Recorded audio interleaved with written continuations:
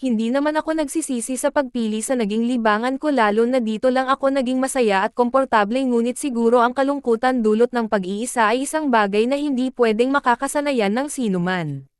Dahil sa pagkasawa ko sa paggamit ng computer ko ay itinigil ko na lang ito upang magpahinga na lang ng maaga. Tumayo ako sa sofa na inuupuan at naglakad papasok sa maliit na kusina ng apartment. Maliit lang ito na may kakaunting kagamitan na naipon ko. Agad akong gumamit ng computer pagka-uwi ko galing sa labas kaya naman uhaw na uhaw ako kaya agad kong hinanap ang inuminan na nasa lamesa ko. Kumuha ako ng baso at sinalinan ito ng tubig upang makainom at habang lumalagok ng tubig ay may napansin akong maliit na papel sa lamesa. Nakatiklop ito ng maayos at mukha naman itong normal na papel lang ngunit ang mas pinagtataka ko ay wala akong natatandaan na may inilagay akong papel sa ibabaw ng mesa kagaya ng nakikita ko. Napapaisip tuloy ako kung may taong nakapasok sa apartment ko upang ilagay iyon pero isa yung kalokohan. Dinampot ko ito at binuklat upang mabasa at nasusulat sa puting papel na ito ang mga katagang. Gusto mo ba ng bago at exciting na buhay? Sumama ka sa akin at tutuparin ko ang nais mo. Panipi, hindi ko alam kung ano ang mararamdaman ko sa mga nabasa ko dahil isa lang iyong kalokohan. Gusto kong matawa pero nakakaramdam din ako ng pagkainis dahil siguro sa naiinsulto ako gayong minamalas ako sa buhay. Sa pagkairita ko tungkol sa bagay na iyon ay nilukot ko ang papel na hawak ko at human heel. Siguro ang apo ng landlady na naman ang may gawa nito para lokohin ako, pag-angle ko. Binilog ko ang papel gamit ang dalawang kamay at ibinato sa basurahan pero kahit ang pagpasok nito sa basurahan ay sumable dahilan para lalo akong minas. Seryoso, ganun na ba ako kabano at kamalas? Panipi, naiinis ako na tila ba pakiramdam ko na kontra sa akin lahat ng bagay at pinapamoka sa akin na wala akong kwenta. Naglakad ako papunta sa lababo kung saan bunuksan ko ang gripo para maghilamos ng mukha upang kahit papaano ay malamigan ako. Kailangan kong magpahinga at siguro ay napapagod lang ako kaya ako nag-iisip ng negatibo dulot ng pagbiyahe ko maghapon upang maghanap ng trabaho. Malamig ang tubig kaya naman medyo gamaan ang pakiramdam ko pero gayunpaman ay hindi ito nakatulong para makalimutan ko ang mga iniisip ko. Tuparin ang mga kahilingan ko. Bulong ko sa sarili. Napangiwi na lamang ako sa inis ko at naisip ang kamalasan ng buhay ko. Marami akong gusto gawin at makamtam sa buhay at malayong malayo ito sa kinahinatnan ng buhay ko. Nagsusumikap ako ngunit tila wala na akong takas sa kalagayan ko ngayon. Talagang napupuno ako ng galit sa mundo at sa mga tao dahil tila isinumpa ako. Naging mabuti akong tao pero hindi yun sapat para pagpalain ako. Tinahak ko ang daan at larangan na sa tingin ko ay nababagay sakin, nagsumikap at patuloy na umasa pero gayunpaman, tunay na hindi lahat ng pagsisikap ay nasusuklian ng maganda. Mananatili lang itong balewala at pag-aaksaya ng panahon. Nakakainis. Tunay na nakakairita ang lahat ng bagay sa oras na isa-isa kong inaalala ang lahat. Ibinigay ng Diyos ang ganitong kapalaran sa akin kaya sa paanong paraan ako pwedeng kumawala. Nai-imagine ko sa isipan ko kung gaano ako kawalang kwenta at balewala, pakiramdam ko lahat sila ay nakatingin sa akin habang hinahamak ako. Ayoko ng ganitong uri ng tadhana. Ayoko, hindi dapat ganito ang naging takbo ng buhay ko.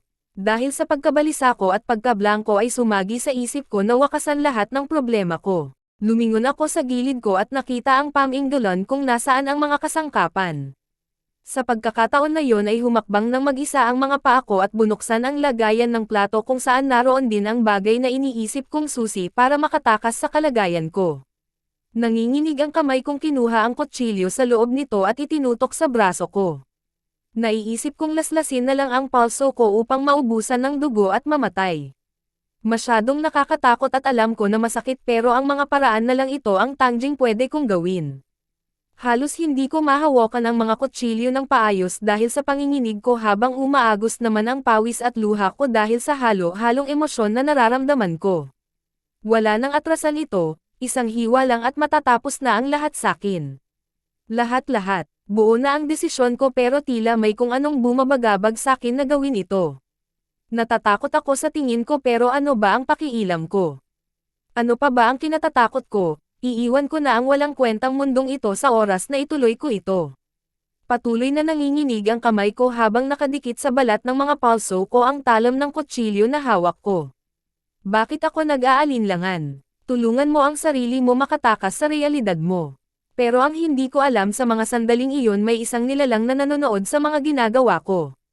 Napakatahimik ng lugar na iyon kaya sa gitna ng nakakabinging ingay sa kwarto na iyon ay may kung anong tunog ang nagpatigil sa aligaga kong kaisipan. Mga mahihinang tunog na animoy mga nadudurog na maliliit na bagay. Tama, base sa aking palagay ay tunog yon ng pagkain na ningunguya ng kung sino. Lalo pa akong kinilabutan nang marinig ko ang pagkaluskos ng isang plastik na nanggagaling sa likuran ko. Nagsimula akong matakot nang maisip kung ako lang ang nag-iisang tao sa apartment ko at pero nakakasiguro akong may kung sinong tao ang nasa likuran ko sa mga oras na iyon. Namamawis ako at kinilabutan dahil hindi ako matapang na tao na handang humarap sa mga ganong senaryo. Gayunpaman ay kailangan kong harapin ito at alamin kung sino ang misteryosong tao na nasa likuran ko. Nag-ipon ako ng lakas ng loob at dahan-daang humarap sa likod hanggang sa mapatameme ako sa nakita ko. Halos mabangga ako sa lagayan ng plato dahil sa paghakbang ko paatras dulot ng pagkagulat dito. Hindi ko mailarawan kung ano ang pwede kong maging reaksyon dahil sa nakakatakot na sitwasyon na iyon ay biglang bumulaga sa harap ko ang isang cute na batang babae. Nakaupo siya malapit sa lababo habang kumakain ng junk food kasabay ng panonood sa ginagawa ko. Nakasuot ito ng itim na bistayda na may maliit na sombrero sa ulo na tila manika, pink ang buhok nito at may magagandang mga mata na ngayon ay nakatingin sa akin ng diretso.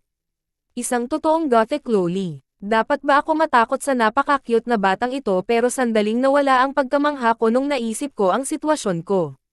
Sino ka? Tanong ko rito. Agad naman nitong tinugunan ang tanong ko at ipinakilala ang sarili. Hi, ako nga pala si Coco. Napaka-plain ng reaksyon niya habang pinakilala ang sarili sa akin at parang ang weird dahil kung iisipin ko ay napakakampante niya habang pinapanood akong maglaslas at nakuha niya pang kumain ng junk food na tila ba nanonood lang ng palabas. Nakapagdesisyon ka na ba? Dahil nandito ako para tuparin ang nais mo. Sambit nito. Nagtaka bigla ako sa nasabi ng batang nasa harap ko. Ano ba ang ibig niyang sabihin sa tuparin ang nais ko? Sandaling tumahimik ang lugar sa hindi ko pagtugon hindi dahil sa hindi ko kayang magsalita kundi dahil nalilito ako sa nangyayari. Sa mga oras na iyon muli siyang nagsalita at prangkang pinagsalitaan ako. Bingi ka ba? Hindi mo ba ako narinig? Sambit nito. Dahil sa masyadong mabalbal ang tuno ng pananalita niya ay nainsulto ako bahagya dahilan para mawala ang pagkalito ko at makasagot. Wala akong oras na makinig sa kalokohan mo bata. Paano ka nakapasok sa apartment ko? Napaka-casual ng reaksyon niya na tila ba hindi siya nangangamba sa sitwasyon niya na pumasok sa ibang bahay nang walang permisyo. Paano? Alam mo kasi may mga bagay na hindi kayang ipaliwanag. Hindi ko alam kung maniniwala ka sa akin pero ang totoo ay may kapangyarihan akong lumitaw at mawala kahit saan ko gustuhin. Nabigla ako sa nasabi nito pero sa reaksyon niya ay parang hindi man lang siya nag-aalangan na sabihin iyon kahit alam naman natin na kalokohan ang bagay na iyon. Iniisip ba ng batang ito na mauuto niya ako at papatol sa mga walang kwentang bagay? Ganon ba kawalang utak ang tingin sa akin maski ang isang bata?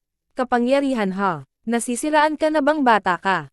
Sagot ko rito. Dahil sa sinabi ko ay biglang kumunot ang noo niya at nagalit habang sinasabi na. Nakita mo na, hindi mo ako pinaniwalaan. Dahil sa sinabi ko ay pinili niyang ipakita ang sinabi niyang kapangyarihan at isang pitik lang ng kanyang kamay ay naglaho siya sa harap ko. Hindi ako naniniwala sa mahika dahil may mga pandaraya sa likod ng mga iyon pero nasaksihan ko mismo sa harap ko kung paano nawala ang bata sa harap ko. Agad kong hinanap siya sa paligid at paglingon ko ay natagpuan ko siya malapit sa pinto ng kusina. Hindi ko magawang kumurap sa gulat dahil napaka-imposible na mapunta siya roon at wala akong makuhang paliwanag sa isip ko kung paano niya ito pwedeng dayin gamit ang mga tricks ng Mahikiro sa peryahan. Paano mo nagawang mapunta dyan? Anong klase kang nilalang? Sambit ko. Hindi ako makapaniwala sa nakita ko at talagang natameme na lang kaya naglalaro sa isip ko kung ano ang tunay na katauhan ng batang nasa harapan ko. Sa pagkakataon na iyon ay humakbang siya pasulong at habang ginagawa niya yon ay may kung anong bagay na kumikislap sa paligid niya na sumasabay sa pagwagwag ng palda niya habang naglalakad. Nagsalita siya na may masayahing tono na tila naglalaro lang. Isa ako sa mga anghel na pinadala ng Diyos na lumikha at nandito ako upang gabayan ka kung sakaling magdesisyon ka na gamitin ang banal na libro. Mr. Munting bato. Nakangiting sambit nito sa harap ko.